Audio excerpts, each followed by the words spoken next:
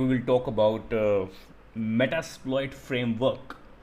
Why we are here and what are we doing? Metasploit का history क्या है, what makes Metasploit framework, इसकी ज़रूरत क्या है, और इस पूरे कोर्स के बाद जब ये कोर्स ख़त्म हो जाएगा आपको क्या क्या समझ में आएगा, आपकी एक्सपेक्टेशन क्या होनी चाहिए इस कोर्स से, एंड उसके बाद आपको लैब सेटअप क्या करना पड़ेगा। आज की डेट में इतने सारे ऑनलाइन लैब्स आ गए हैं। विवेक रामचंद्रन का CTF.live बहुत ही अच्छा है, और बहुत सारे हैक द बॉक्स हैं, and so forth. So there are so many things which are there, and I think that this is the right time कि जब आपको एटलीस्ट उसके बेसिक्स के साथ रूबरू कराया जाएगा। एंड आई थिंक जब आपके बेसिक्स सही हैं तो देन आई थिंक आप कोई भी जितने भी ऑनलाइन प्लेटफॉर्म्स हैं, जैसे हैक द बॉक्स हो गया, वन हब हो गया, CTF.live हो गया, CTF365 हो गया, ये बहुत सारे प्लेटफॉर्म्स जहाँ पे जाके आप अपनी लाइव हैकिंग कर सकते हैं। तो आई थिंक इस कोर्स के बाद आई कैन गारंटी दैट आपको बहुत सारी चीज़ें आएंगी जो आपने पहले नहीं की होंगी। अब बात कर लेते हैं थोड़ी सी टेक्निकली कि मेटास्प्लॉइट क्यों हमने यूज़ किया। तो मेटास्प्लॉइट अगर आपको नहीं पता, it's a combination of very सब सॉफ्टवेयर छोटे जिनको क्लब करके एक फ्रेमवर्क बना दिया गया है। Framework is a combination of more than one tools we can say, it's like .NET framework जैसे हम बोलते हैं। सो मेटास्प्लॉइट इसको डिटेल में हम अगले क्लास में करेंगे, बट आज मैं थोड़ा सा इसके बारे की इसकी हिस्ट्री में आपको बता दूं that what is its history exactly. So 2003 के अंदर एक बड़े महान इंसान हैं जिनका नाम है HD मूरे, एंड HD मूर और HD मूरे जो भी आप उनको कह सकते हो, उन्होंने ये फ्रेमवर्क को कोड किया था, जो कि इनिशियली ये कोड किया गया था पर्ल लैंग्वेज के अंदर, और 2007 के अंदर इसको आपको रूबी में कन्वर्ट कर दिया गया था ताकि इसकी स्केलेबिलिटी को बढ़ाया जा सके। तो वो चाहते थे कि एक कोर बेस लैंग्वेज हो, और आई थिंक मेटास्प्लॉइट का पूरा आर्किटेक्चर इस तरीके से डिज़ाइन किया गया है ताकि आप, और सबसे अच्छी बात जैसे मैंने पहले भी आपको बताया, मेटास्प्लॉइट की सबसे अच्छी बात क्या है कि आप किसी भी लैंग्वेज के अंदर कोई भी कोड लिखते हैं, एक्सप्लॉइट लिखते हैं या कोई कोई पेलोड लिखते हैं, अगर आप उसको डाउनलोड करके मेटास्प्लॉइट के अंदर डालते हैं तो आई थिंक इसका जो कोर है, इसमें जितनी भी एक्सप्लॉइट दुनिया में वर्नेबिलिटी लिखी जाती हैं या एक्सप्लॉइट लिखी जाती हैं, उन सबको एक ही लैंग्वेज में कन्वर्ट कर दिया जाता है जिसे जिसे बोलते हैं रूबी। सो लैंग्वेज डिपेंडेंसी ख़त्म हो जाती है इसमें, और जितनी भी एक्सप्लॉइट आपके अंदर आप इसके अंदर यूज़ करते हो सभी का एक्सटेंशन जो यूजुअली होता है वो होता है .RB, दैट इज़ रूबी। जैसे PY पाइथन का होता है वैसे रूबी। 2009 के अंदर दोस्तों इसको बाद में जब ये काफ़ी पॉपुलर होने लगा तो इसको Rapid7 नाम की कंपनी ने टेक ओवर कर लिया, और Rapid7 एक बहुत ही प्रोमिनेंट कंपनी है। अगर आपने सुना है इनका नाम तो मेटास्प्लॉइट दुनिया में सबसे ज़्यादा वही हैं, मतलब they are the main developer obvious, sorry the main distributor, तो obviously they are the one who is taking this project to the next level. तो इसके मेटास्प्लॉइट के आज की डेट में बहुत सारे एडिशंस आते हैं। एक आता है कम्युनिटी एडिशन जो आप यूज़ कर रहे हो, मैं यूज़ कर रहा हूँ, जो काली लिनक्स के अंदर भी आता है, यूजुअली CLI बेस्ड होता है। GUI भी होता है, मेटास्प्लॉइट एक्सप्रेस, मेटास्प्लॉइट प्रो होता है, और एक दो और भी इसके वर्जन्स हैं जो आप मतलब यूजी जो लाइसेंस प्रोडक्ट जो कंपनीज यूज़ करती हैं ऑटोमेटेड पेन टेस्टिंग के लिए वो यूज़ करती हैं। सो काफ़ी सारे वर्जन्स हैं। हम जो बात करेंगे वो हम यूज़ करेंगे कम्युनिटी एडिशन। अभी जो लेटेस्ट वर्जन है मेटास्प्लॉइट फ्रेमवर्क का काली 2.+ के अंदर, वो है मेटास्प्लॉइट वर्जन 5 और 5+ समथिंग, वो हम देखेंगे जब हम इसके प्रैक्टिकल स्टार्ट करेंगे। तो ये बात हुई थोड़ी सी हिस्ट्री की मेटास्प्लॉइट फ्रेमवर्क की दोस्तों। अब बात कर लेते हैं कि मेटास्प्लॉइट फ्रेमवर्क की ज़रूरत पड़ी तो पड़ी क्यों हमें, इसके बगैर क्या हैकिंग नहीं हो सकती थी, और क्या ही ये इसने आसान कर दिया। सो मेटास्प्लॉइट की अगर मैं बात करूं दोस्तों, प्रॉब्लम स्टेटमेंट क्या थी जिसको मेटास्प्लॉइट ने एड्रेस किया। ये सेम प्रॉब्लम थी जो काली लिनक्स ने एड्रेस किया। काली लिनक्स से पहले प्रॉब्लम क्या होती थी, जब भी आप किसी हैकिंग पेन टेस्टिंग करते थे, और शायद उससे पहले आई एम नॉट श्योर इतना हार्डकोर पेन टेस्टिंग का कल्चर होता था, बट यस थोड़ा तो था ही मतलब। तो अगर मैं एक हैकर हूँ और मैं किसी कंपनी को, जो कंपनी मुझे हायर करती है और मैं वहाँ पे ऑडिट करने जा रहा हूँ, उनका सिक्योरिटी टेस्ट करने जा रहा हूँ, वो उनकी वेबसाइट भी हो सकती है, नेटवर्क भी हो सकता है, और वायरलेस नेटवर्क भी हो सकता है, कुछ भी हो सकता है। तो प्रॉब्लम क्या होता था कि वहाँ पे जाने के बाद मुझे बहुत सारे टूल्स पहले इंस्टॉल करने पड़ते थे।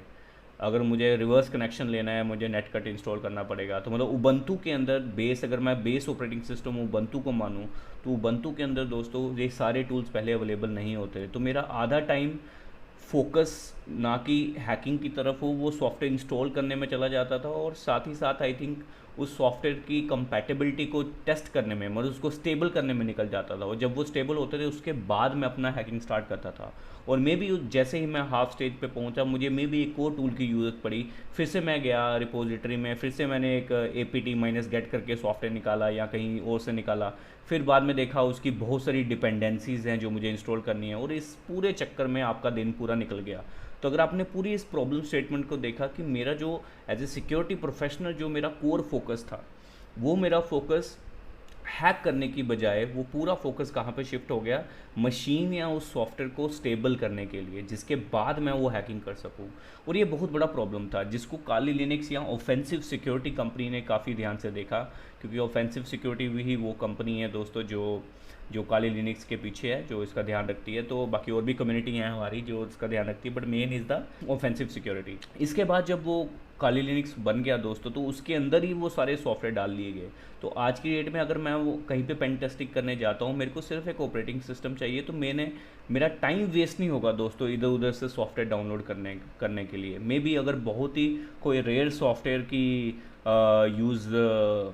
यूजेबिलिटी यूज़ होता है हमारा, अगर ज़रूरत पड़ती है तो मैं उसको ओबियसली इंस्टॉल भी कर सकता हूँ, बिकॉज काली का रिपोजिटरी उबंटू के साथ ही मैच है। सो ये एक प्रॉब्लम स्टेटमेंट था जो मेटास्प्लॉइट के साथ भी सेम था।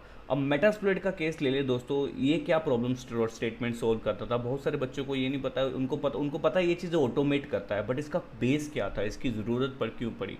तो इसकी ज़रूरत दोस्तों इसलिए पड़ी क्योंकि पूरी दुनिया के अंदर अगर आप NVD पे जाएं, आपको गूगल करना है अभी NVD.details। NVD है national vulnerability database of the world, मतलब US की गवर्नमेंट का एक है, NVD है, एक रिपोजिटरी है, नॉन प्रॉफिटेबल ऑर्गेनाइजेशन है, जहाँ पे दुनिया के हर एक प्रोडक्ट के जो पॉपुलर हैं, खासकर 500 Fortune company like Apple, Google, उनके अंदर दुनिया में कोई भी अगर कोई वर्नेबिलिटी आती है या कोई एक्सप्लॉइट आती है, उसको रिपोर्ट कर दिया जाता है, और बाद में वो पब्लिकली डिस्क्लोज करते हैं कि ये वर्नेबिलिटी है और ये प्रॉब्लम थी और इसको ऐसे फिक्स कर लिया जाए।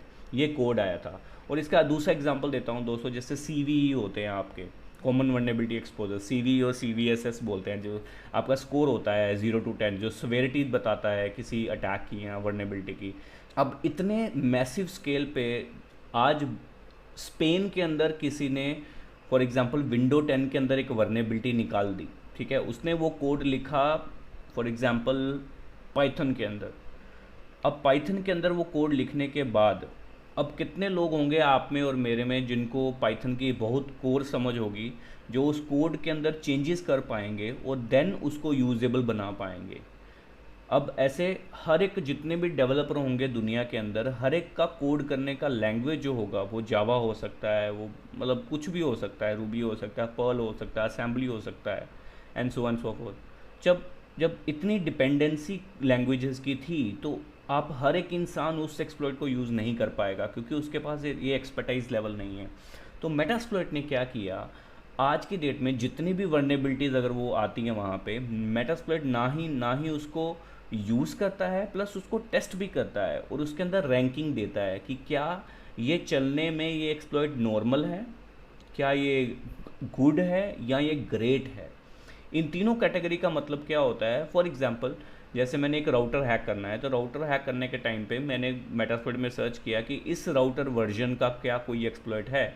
यूजुअली ये हम सर्च एक्सप्लॉइट से करते हैं, सर्च एक्सप्लॉइट से हमें जब मिल जाता है एक्सप्लॉइट तो हम मेटास्प्लॉइट के अंदर जाके चेक करते हैं कि क्या वो CVE नंबर है उसका, या MS जो भी उसको एक्सप्लॉइट को ID दी गई होती है वो CVE नंबर ही होता है वैसे, तो क्या वो है कि नहीं। तो ये सारे नाम लेने के बाद हम मेटास्प्लॉइट में जाते हैं और मेटास्प्लॉइट हमें बताता है कि उसकी रैंकिंग क्या है। तो अच्छी बात दोस्तों यहाँ पे क्या है कि दुनिया में इतने सारे एक्सप्लॉइट्स और वर्नेबिलिटी हैं, अगर मैं अकेला यहाँ पे बैठ के एक एक को चलाने की कोशिश करूँ मैनुअली उसका कोड समझने के टाइम पे, then it will take ages for me to understand that what is the problem there. I hope you are getting what I am saying, right. Now once this is set, तो Metasploit आपका क्या करता है, सारे के exploits को लेता है, उसको वर्नेबिलिटी को चेक करता है, प्लस उसके अंदर और भी चीज़ें करके आपको एक फ्रेमवर्क दे देता है।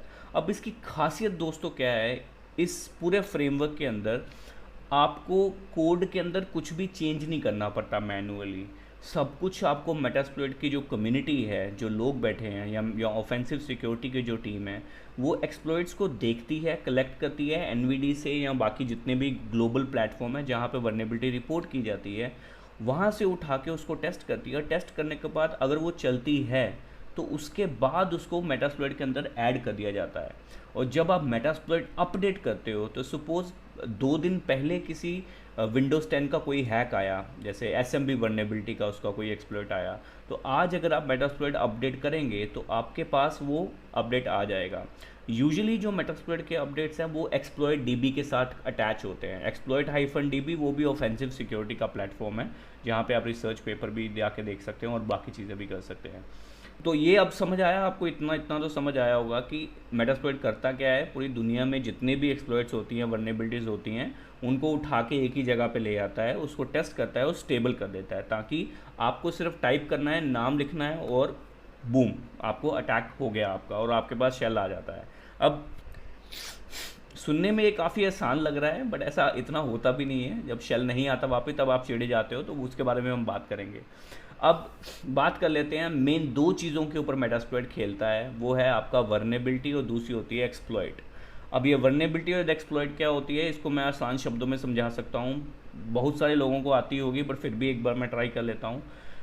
सपोज मैंने एक वर्नेबिलिटी क्या होती है कि इट्स एन लूप होल, एक ऐसा लूप होल जो किसी को पता नहीं है लेकिन आपको पता है।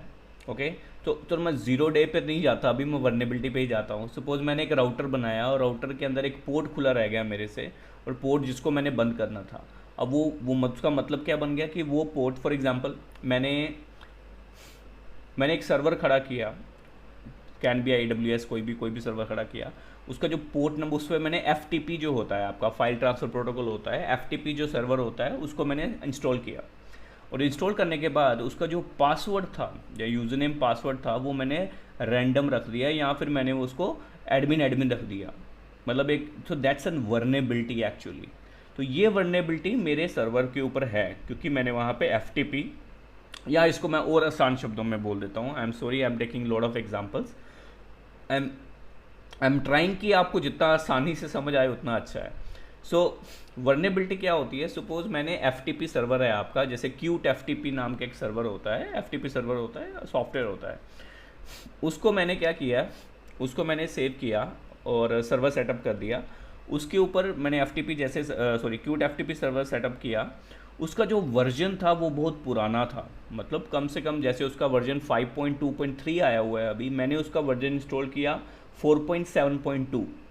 अब 4.7.2 का जो वर्जन है, किसी ने दुनिया में उस वर्जन के अंदर एक ऐसी कमी निकाली कि जिसका उसके कोड के अंदर कोई प्रॉब्लम था। किसी ने उसको रिवर्स इंजीनियर किया और ये देखा कि उसके कोड के अंदर जो कोड है वो कुछ एक्सेप्शन हैंडल्स नहीं कर पा रहा, और उन एक्सेप्शंस को टारगेट करके उसने एक कोड लिख दिया।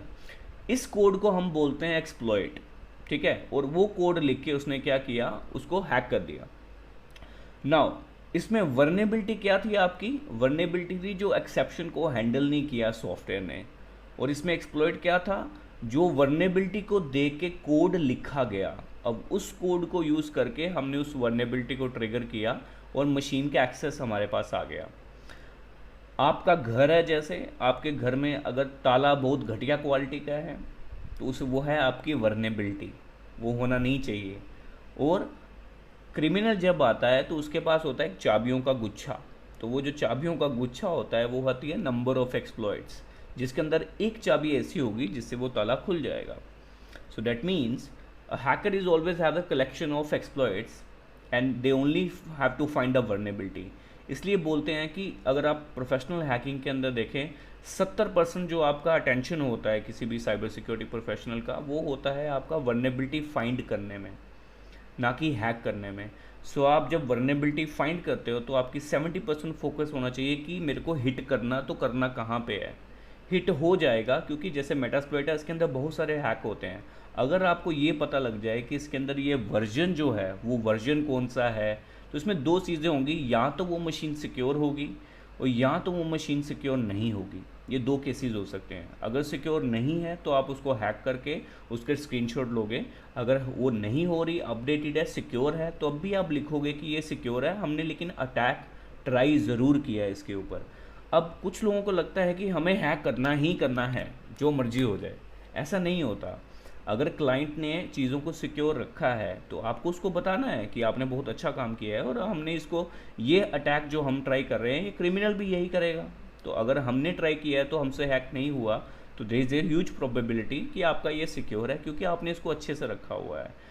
अगर किसी और मशीन में वो हैक हो जाता है, अगर वो हो जाता है हैक, तो हम बोलेंगे हाँ भी आपका अपडेटेड नहीं था और ये हमारी रिकमेंडेशन है।